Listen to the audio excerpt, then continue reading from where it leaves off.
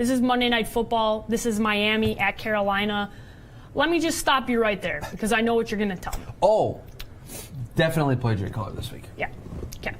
So here's what's happening. Jay Cutler had a pretty decent week last week. Okay, he had a pretty decent week last week, but he is playing the Panthers, who are the top-ranked total defense in fantasy football. Do not play Jay Cutler this week. Do not tweet me about playing Jay Cutler this week. Or ever. But I know that because he had a pretty decent week last week, there's one of those guys where you're thinking about streaming him. No, Blake Bortles and Case Keenum are better streaming options. Please do not do that. And let's talk about these running backs. I know we talked about Kenyon Drake a little bit. Kenyon Drake, Damian Williams, they filled in pretty well for Jay Ajayi, but they split the work right down the middle. Terrible for fantasy owners. That is a nightmare for fantasy owners because you're always trying to figure out which one is the guy who's going to get in the end zone, and good luck trying to pick that guy because you can throw darts at the wall and have a better opportunity in picking that. Kenyon Drake was more productive with his touches. I think it's going to start to lean a little bit more heavily toward him as the season goes on, but there's always going to be a little bit of a split. Yeah. Right, and until that sort of figures itself out, it's tough to gauge which one of those guys you want to play. No, for sure. I will leave that Miami. There's not much else to like there. I know that they have had some of their wide receivers who you like, but Carolina's defense, like I already mentioned, the top-ranked total defense. I just don't trust Jay Cutler. I also don't trust this Miami team. They are the Jekyll and Hyde of the NFL. They go up and down as much as anybody. It is unbelievable to see what this team does. I think they do the old Jekyll and Hyde again, and they come back to reality, and they have a tough game on Monday Night Football. Let's talk about Cam Newton. I need this stat, and Nico, I need you to go to the screen here so I can show everybody this stat here. Over the last 4 weeks, Cam Newton is the 11th in NFL in rushing yards with 251. I said, read that again.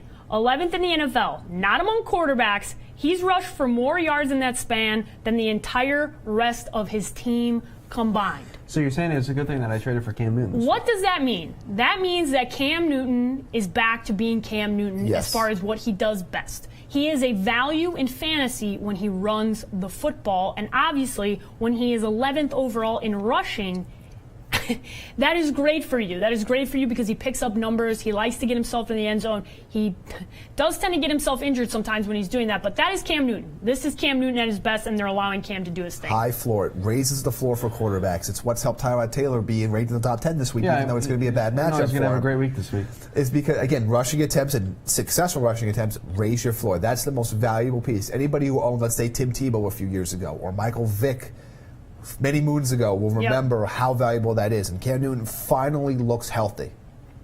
Talk about Christian McCaffrey. Your boy, Christian McCaffrey. Got rid of him.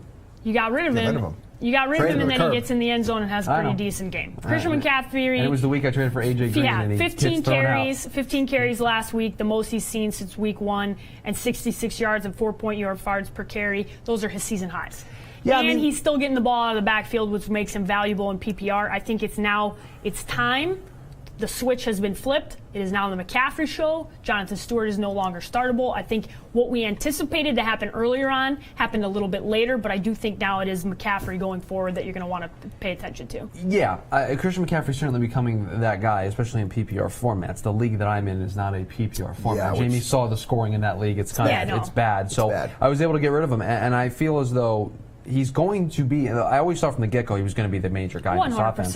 It was just when that was going to happen, and I don't think it's a surprise to anybody that he's starting to play better as Cam Newton is starting to play better. I don't think that's a coincidence. No, for sure. They coincide one with the other. Now, obviously, I'm not, as I mentioned earlier, not starting Jonathan Stewart because of the switch now to being Christian McCaffrey's show.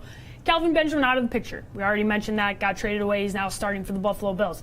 Devin Funchess. This makes him, Chris is very excited. He's got a dance here. I love Devin Funchess. Devin Funchess slides into the wide receiver 1 role, saw over 29% of the team targets come his way.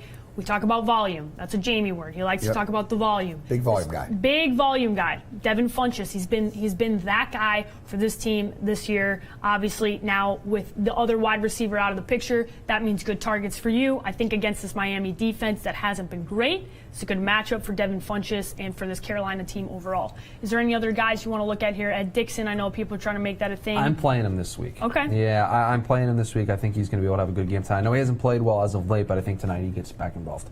Is there a timetable on Greg Olsen? I know there's been a lot of talk about him and potentially him coming back from injury. It's just something to pay attention to because you are about to get into fantasy football playoff season, because obviously we're not in NFL playoff season, but depending on how your league starts, the next 2 weeks probably you're getting ready to start your fantasy playoffs, and that's definitely something we're going to have to get into because playoff season is a whole nother level of play. It looks like he's expected to be activated from the injured reserve for the Week 12 matchup against the Jets. The Panthers have a bye next week in Week 11 and then Week 12. Something to keep an eye on. Yep. Somebody you can go out and pick up because trade for him. You know that Cam loves his boy Greg Olsen, loves passing to him, loves having him involved in the offense.